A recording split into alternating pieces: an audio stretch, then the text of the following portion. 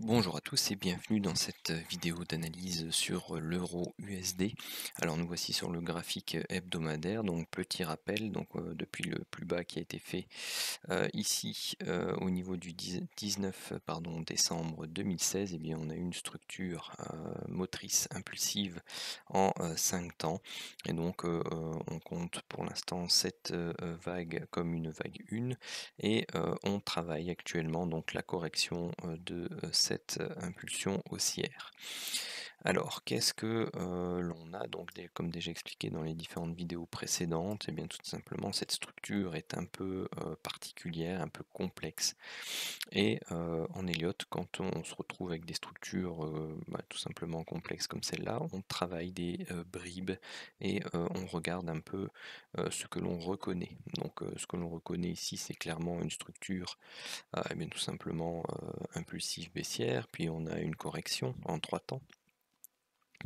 Ensuite, on a quelque chose d'assez mollasson, dont on ne sait pas forcément exactement dire avec certitude ce que c'est à première vue. Mais par contre, ici, on a quelque chose où on a une structure en 3 temps qui monte, une structure en 3 temps qui descend et une forte impulsion haussière. Alors ça, c'est typique d'une structure en flat. Donc on a ici un zigzag, ici on a un flat, on a des prix qui s'entrecroisent entre la vague X et la vague W. Eh bien, tout simplement, la première analyse nous montre que nous serions dans une structure correctrice en combinaison, donc c'est-à-dire une W, une X, une Y, une seconde X, et là on travaille donc la vague Z qui est la dernière de la correction complexe. Donc ça veut dire quoi?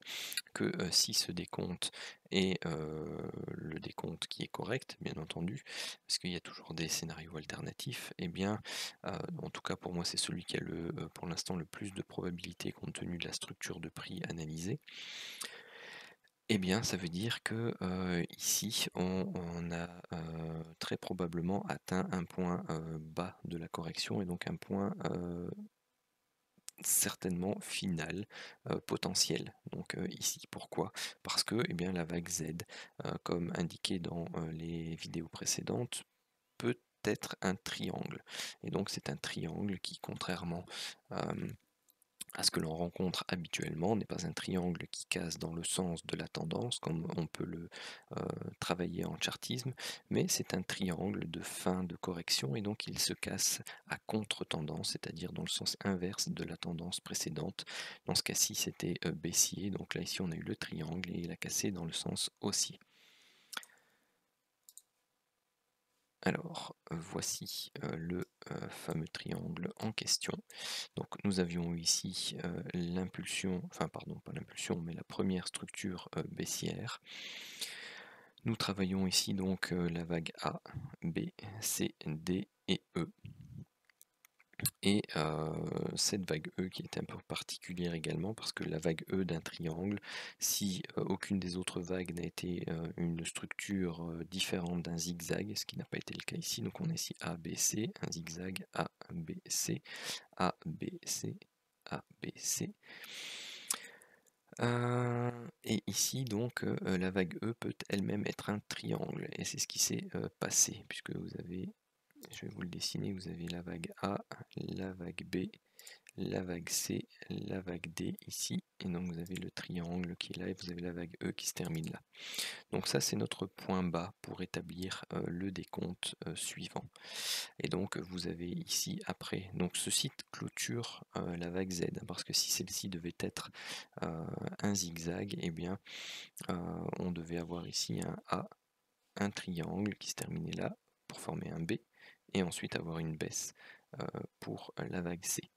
Alors ce qui peut également encore se produire, et tout dépendra de la fin de la structure de prix ici de cette impulsion, c'est que l'on ait eu ici une première structure baissière, que l'on fasse une structure ici en A, puis vous avez A, B, C, D et E pour un triangle de sous-vague B, et là vous travaillez la vague C. Donc ça c'est encore possible aussi, même si la structure de prix, bon pour l'instant n'est pas celle qui est donnée, on va dire, par rapport aux statistiques la meilleure, mais c'est un des comptes alternatifs. Et donc, dans ce cas-là, on devrait incessamment sous peu avoir un reflux sous la zone des 1,15. Donc on ne doit absolument pas casser cette zone-là. Enfin, si on pourrait, parce que la vague Z pourrait travailler une structure en flat. Donc dans tous les cas, cette impulsion, si en 5 temps, eh bien, en fait, en réalité, elle sera intéressante à vendre parce que soit on termine une première impulsion haussière d'un nouveau cycle haussier, donc on va le corriger, soit on termine ici une vague B d'une structure en flat pour donc une vague Z, et donc là on devrait redescendre, tester à ce moment-là une zone de prix inférieure au 1,06. Donc dans tous les cas, il faudra scruter un peu la structure de prix interne au niveau de l'euro USD parce qu'elle sera intéressante à travailler à la vente à partir d'un certain niveau, d'une certaine structure de prix. Parce que pour l'instant, donc on travaille une première hausse, sa correction, une deuxième hausse, donc une vague 3, qui en plus a l'air d'être une vague 3 en extension, donc il faudra faire attention. Une vague 4 probablement relativement courte, entre 23,6 et 38,2 de retracement, et puis une petite vague 5. Et c'est cette vague 5 là qu'il faudra monitorer, sur laquelle il faudra être attentif, éventuellement pour trouver un point d'entrée à la baisse. Donc ici, à partir de ce point-là, vous avez une impulsion ici. Vous avez une structure baissière. Ensuite, là, vous avez nouveau une structure impulsive haussière. Alors, où est-ce qu'elle en est? Est-ce qu'elle est terminée ou pas? Bon, c'est des structures de prix là qui sont un peu chaotiques. Donc, si on travaille juste en hausse-baisse, donc on a ici 1, 2, 3, 4, 5, 6, 7, 8, 9, 10, 11, 12, 13, 14, 15, 16, 17, 18, 19, 20 et 21. Et donc en partant de 5, on ajoute toujours 4, donc ça fait 9, 13, 17, 21. Donc on a potentiellement une vague 3 ici en extension qui est terminée. Et là on commence à travailler la structure pour la vague 4. Donc voilà, ça c'est à surveiller pour la suite de l'euro USD.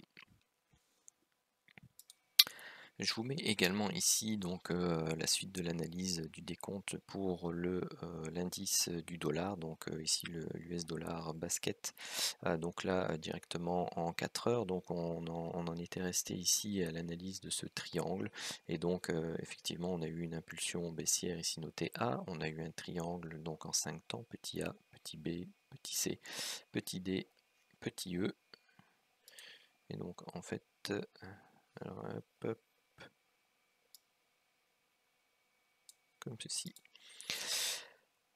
Donc la vague B, et puis là maintenant on travaille, et bien tout simplement vous voyez une structure de prix bon, assez pentue, mais moins pentue que celle-là, donc ce qui indique pour l'instant une baisse du momentum dans une faiblesse du momentum dans la baisse. Et on travaille actuellement la zone de prix de l'extension des 61,8% Fibonacci de la première impulsion. C'est une zone classique lorsque l'on a une vague B en triangle dans une structure en ABC, eh bien la zone des 61,8 réagit très souvent. Donc ici j'ai tracé le canal baissier, donc ce qu'on va attendre, et bien tout simplement c'est un break franc de ce canal et éventuellement une cassure ici des 9765 pour valider bien tout simplement une reprise ou une tentative de reprise haussière suivant la loi de Dow. Et si on peut avoir ici un setup de divergence en plus, ce serait fortement sympathique, mais ça n'empêche que on peut très bien légèrement le casser, travailler une zone de correction et aller rechercher la zone Fibo suivante, donc les 78,6 par exemple, avant de avoir la vraie reprise haussière. Et donc vous voyez, c'est un peu le même cas de figure en somme que l'USD CAD que je vais éventuellement vous remettre. Donc c'est de la vidéo sur le WTI et l'USD4. Donc on est aussi dans une structure en A, B et C, et on attend également aussi un retournement sur une zone légèrement plus basse. Et donc ça correspondrait sur notre euro USD, et bien tout simplement à cette petite latéralisation, cette dernière montée de vague 5 avant une reprise baissière. Et donc c'est la même chose également sur le WTI. Donc on attend plutôt encore une dernière structure haussière avant une correction. Et vous voyez que tous ces actifs se travaillent dans des décomptes qui s'appuient entre guillemets les uns les autres. Pourquoi? Bah, tout simplement parce que ce sont des actifs qui sont liés au dollar, et que eh bien, le dollar sera très intéressant à surveiller courant de semaine pour voir la réaction et donc les structures de prix qui vont être confirmées ou invalidées semaine prochaine.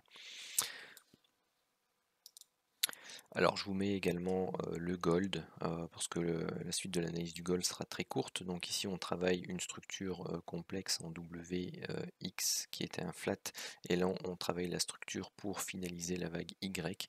Donc ce que l'on peut noter, c'est que l'on a eu ici une première structure haussière. Là on fait une structure de type correctrice, donc on pourrait avoir fait une vague A, travailler une vague B ici avec une légère baisse encore autour des 1640, pourquoi pas, ou du moins plus bas par rapport à la zone ici des 1660, pour donc faire notre vague A, notre vague B, et retravailler une structure haussière pour aller rechercher la zone des 1800 et ensuite reprendre le chemin de la baisse. Pourquoi? Tout simplement parce que la structure de prix qui s'interprète ici depuis la fin du triangle donc de vague B principale, et bien, est une structure assez complexe, surtout à cause de cette structure-là. Donc ici, on aurait eu une A, une B, une C pour donc un zigzag de vague W, une A, une B et une C très profonde pour un flat en extension. Et ici, on travaillerait donc une A, une B qui serait un flat également, et une C qui a priori, on devrait au moins dépasser les 1749 pour valider la structure de prix, et pourrait très certainement rallier les 1800, voire légèrement plus haut, avant que l'on puisse envisager donc personnellement des prises de position à la vente pour un trade swing. Donc voilà, si vous avez aimé ces analyses, tout simplement n'hésitez pas à liker les vidéos et à les partager. Si vous avez envie, tout simplement partager également vos analyses pour qu'on puisse échanger et discuter. Et si vous le voulez, vous pouvez nous rejoindre soit sur le canal Telegram, le Discord, consulter notre site internet et notre école, ou si tout simplement apprendre l'Eliott vous intéresse, n'hésitez pas à revenir vers moi. Ce sera avec plaisir que je vous orienterai. Sur ce, je vous souhaite une très bonne journée.